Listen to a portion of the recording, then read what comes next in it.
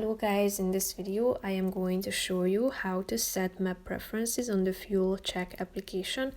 But first I just want to mention, don't forget to subscribe to my channel because at 10,000 subscribers I am going to show you my whole YouTube revenue statistics and growth strategy, how to make money online. Now let's jump into it. First of all, open the application on your phone.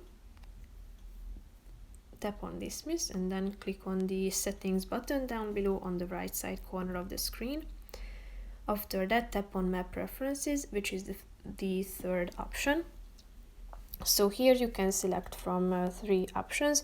You can either select the always ask option, meaning that whenever you would like to check out something on a map, then you will be required to select from the two above options, Apple Maps or Google Maps, or you can also set a default option such as Apple Maps or Google Maps. So tap on the relevant one, and here you can see that the selected one is marked with a check mark icon. So whenever you want to edit this information, just come back to this section and tap on the relevant one, and then it will be updated automatically. So that's pretty much it for this video, guys. See you in the next one. Bye bye.